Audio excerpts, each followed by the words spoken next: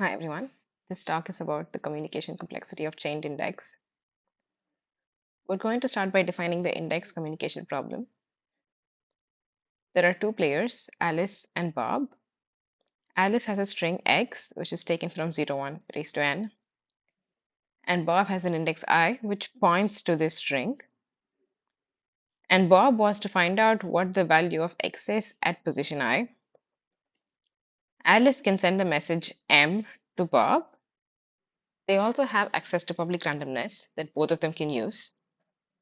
We want to minimize the length of the message that Alice sends to Bob while still letting Bob know what the value of xi is. This problem has been very well studied, and we know you need omega of n communication to find xi with probability at least 2/3. Now let's talk about chained index. Here there are k instances of index, and all of these instances have the same answer. We have totally k plus 1 players, and each of these instances is split between consecutive players. The first instance, x1 and I1, is shared between Alice 1 and Bob 1. Bob 1 also holds string x2 and takes on the role of Alice 2 for the second instance. And the index pointing to string x2, I2, is held by Bob 2, who also holds string x3, and so on. The players can communicate via a shared blackboard. Alice 1 sends a message M1, then the second player, which is Alice 2 and Bob 1, sends a message M2, all the way till the last player, who has to look at the blackboard and all the messages sent by the previous players and figure out what the shared answer to all these k instances is. And we're interested in minimizing the total communication which all the players sent to the blackboard.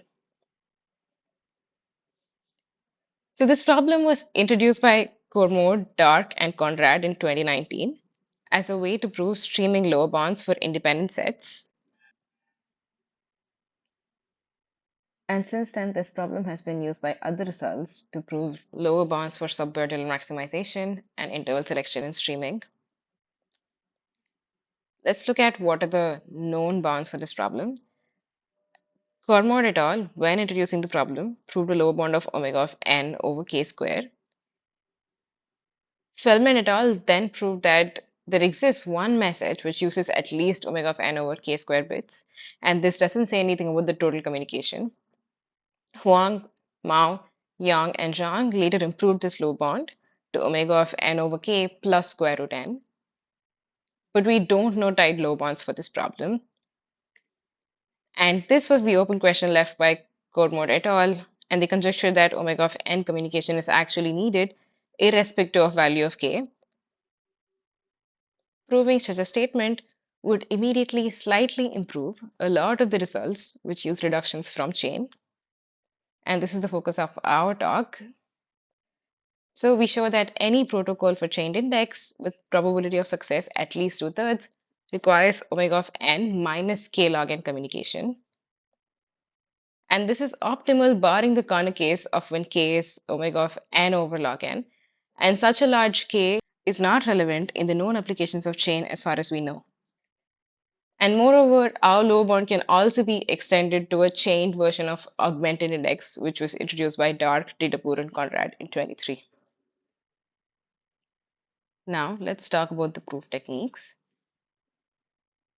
We're going to use Yau's min-max principle. So we only look at deterministic protocols with probability of success at least 2/3 under random inputs and show that here you need omega of n minus k log n communication. The distribution of inputs is simply that each string x and position I is going to be chosen uniformly random and independently, conditioned on all the answers to the index instances being the same. For technical reasons, we restrict the strings exactly n over 2 once, but we're not going to go into why.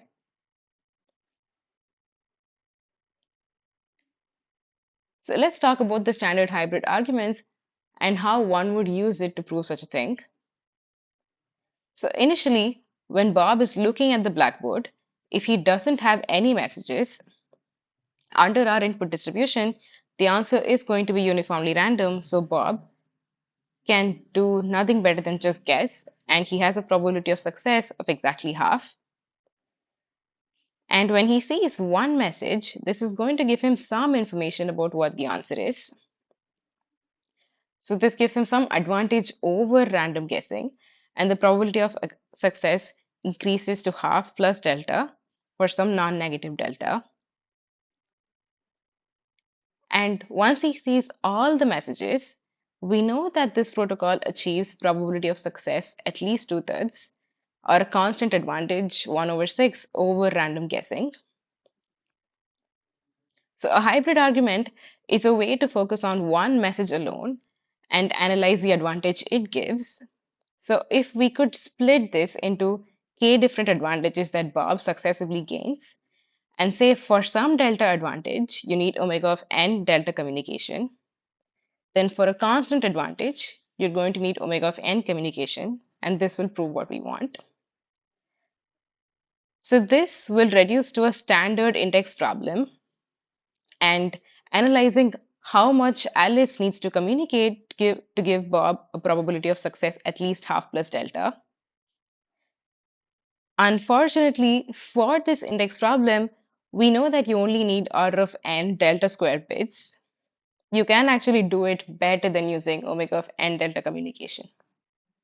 Let's talk about what this protocol is, which actually does so well that it uses only order of n delta square bits.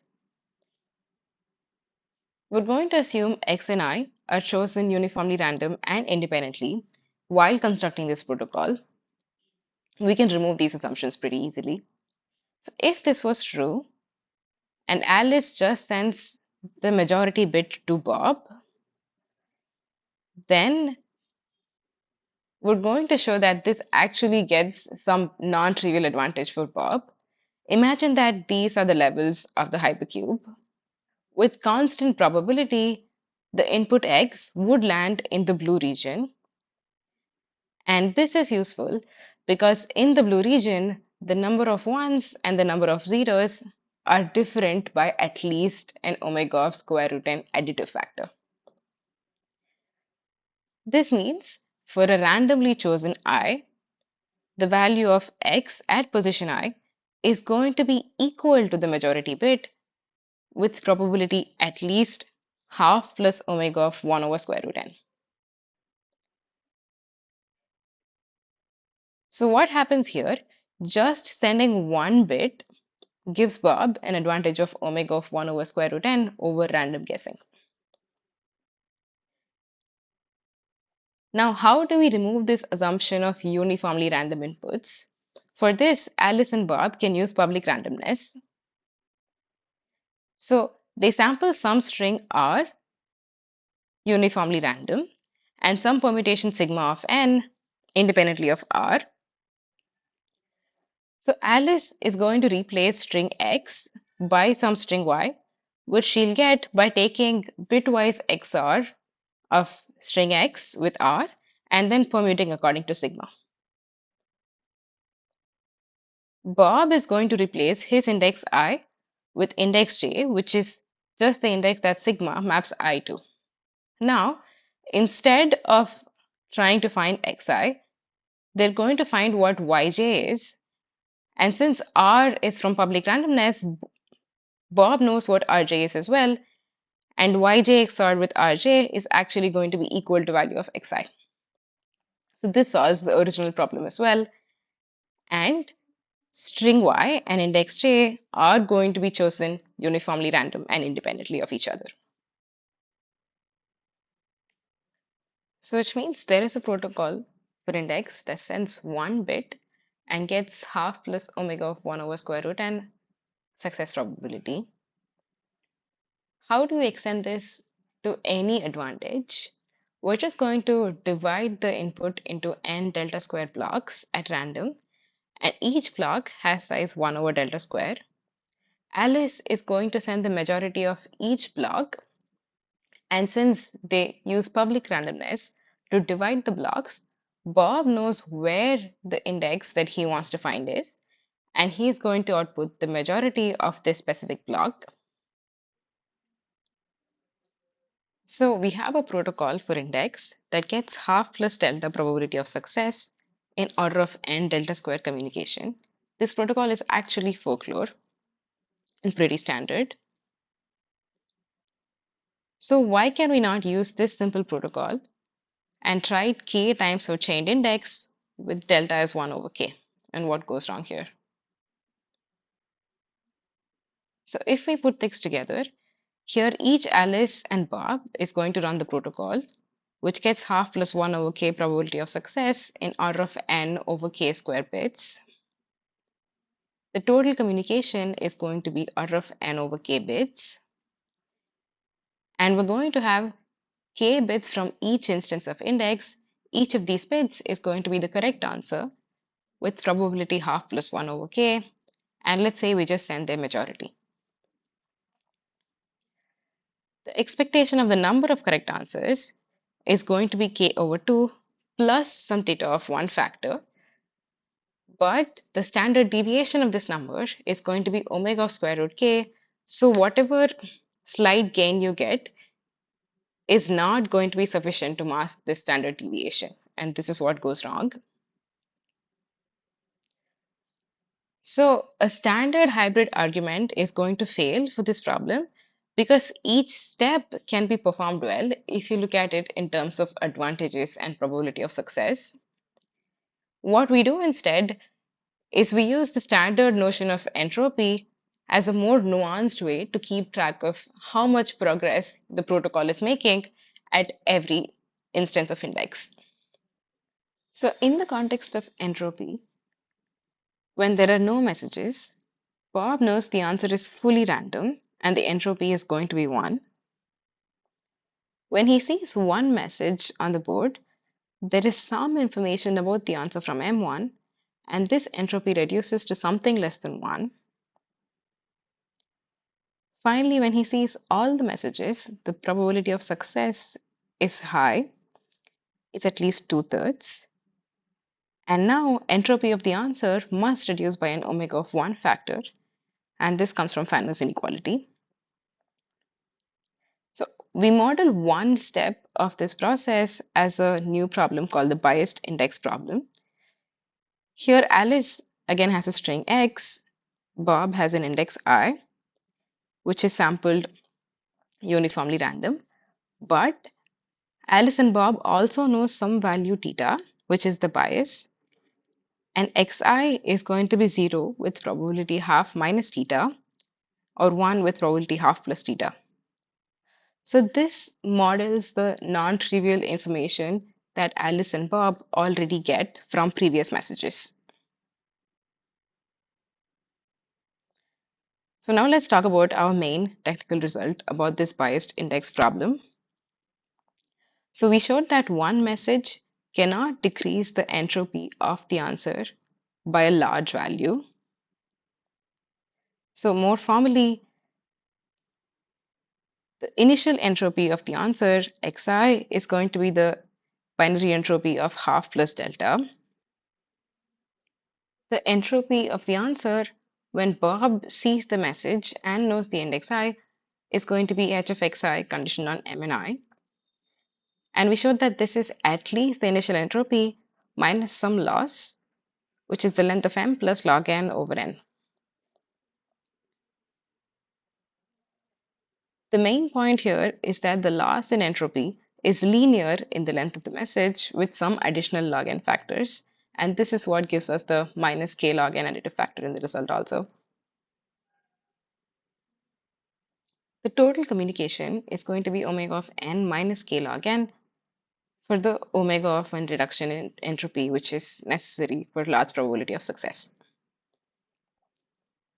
So let's talk a little bit more about how we prove this technical lemma for biased index. So inputs x and I are going to be very highly correlated for our problem, unlike the normal version of index. But variations of index with correlation between x and I have been studied. And the main thing we use here to get around this correlation is an alternate view of the sampling process adapted from Asadi Khanna and Lee 16. After this is done, standard information theoretic rules can be used to get what we want.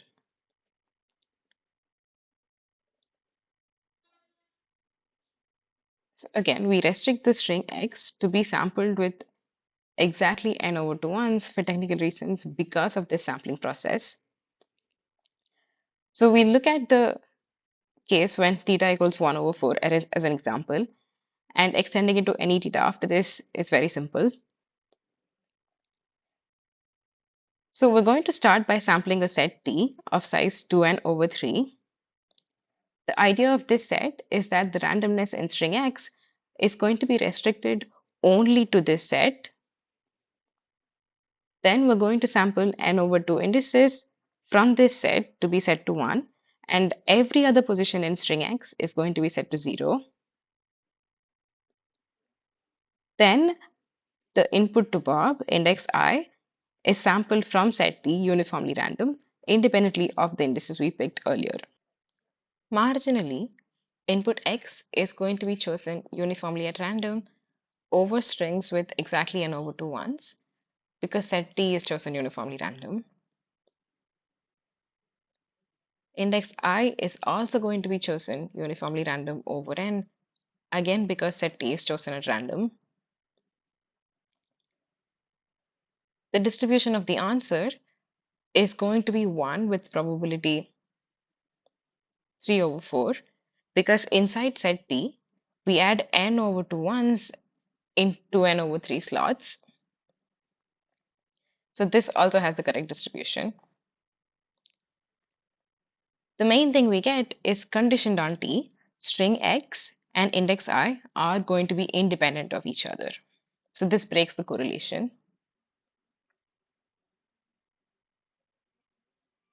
In addition to this independence property, we can show x will still have a high entropy conditioned on T with some additive log n loss.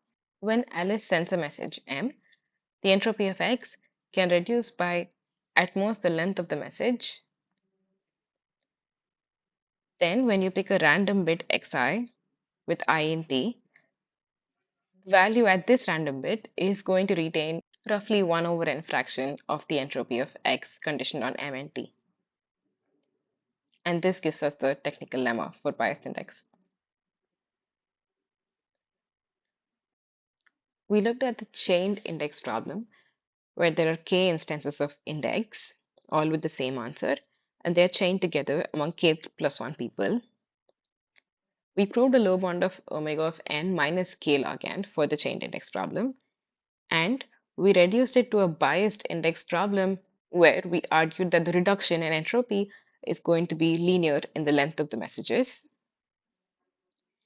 And our lower bound gives a slight improvement to the streaming low bounds, which reduce from chained index, like independent sets in vertex arrival streams and submodular maximization.